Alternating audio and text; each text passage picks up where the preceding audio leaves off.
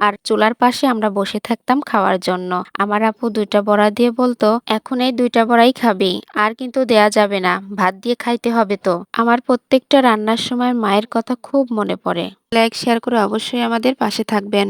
আসসালামু আলাইকুম বন্ধুরা, সবাই কেমন আছেন? আশা করছি সকলে অনেক ভালো আছেন। আলহামদুলিল্লাহ, আমিও ভালো আছি। আজকে আমি গন্ধভাতালের পাতা দিয়ে বড়া বানাবো, আর সেই জন্য আমি গাছ থেকে এক মুঠো পাতা তুলে নিলাম। তারপরে চলে আসলাম রান্নাঘরে, আর এখানে নিয়ে নিয়েছি মসুরের ডাল। আর মসুরের ডালটা আমি অনেকক্ষণ আগে ভিজায় রাখছিলাম যেন ভিজে যায়। তো ডালটা সুন্দরভাবে ভিজে গিয়েছে, সুন্দর করে ধুয়ে নিয়েছি বাটার জন্য। আর এই ডালটা তোলার সময় যেন পানি না থাকে, পানি থাকলে ডালটা বাটা কিন্তু নরম হবে। আরেকটা বিষয় বলছি, ডাল বাটা একেবারে ফিনিশিং যেন না হয়, এটা হালকা একটু ডাল ডাল থাকতে হবে। আর ডাল ডাল একটু থাকলে আর এই বড়াটা ভাজলে মচমচে হবে, খেতে কিন্তু ভীষণ ভালো লাগবে। আর মসুর ডালটা বেশিরভাগে ভর্তা এবং রান্না করেই খাওয়া হয়, বড়াটা বেশিরভাগে বানানো হয় না, মাঝে মধ্যে বানানো হয়। তবে আজকে বড়াটা বানানোর উদ্দেশ্য হচ্ছে ছেলের জন্য। আমার ছেলেটা বলছে, আম্মু গন্ধভাতালের পাতা দিয়ে আজকে আমাকে বড়া বানিয়ে দাও। আর বড়াতে পেঁয়াজ একটু বেশি দিতে হয়, আর আজকে আমি কাঁচামরিচটা একটু বেশি করে দিয়েছি, কারণ একটু ঝাল ঝাল হলে খেতে ভীষণ ভালো লাগবে। পেঁয়াজ, রসুন, জিরি সবকিছু বাটা হয়ে গেছে। আর গন্ধভাতালের যে পাতাগুলো তুলে রেখেছিলাম সেটা সুন্দর করে ধুয়ে পরিষ্কার করে তারপরে এটা আমি সুন্দর করে বেটে নিলাম। তারপরে দিয়ে দিলাম হলুদের গুঁড়া, ধনিয়ার গুঁড়া আর স্বাদ মতো লবণ। সবকিছু দেওয়ার পরে এটা সুন্দর করে হাত দিয়ে মাখায় নিচ্ছে যেন সবকিছু ভালোভাবে মিশে যায়। আর মিশে গেলে এটা দিয়ে বড়া বানালে খেতে অনেক ভালো লাগবে। বড়া ভাজার জন্য আমি তেলটা পর্যাপ্ত পরিমাণে গরম করে নিয়েছি।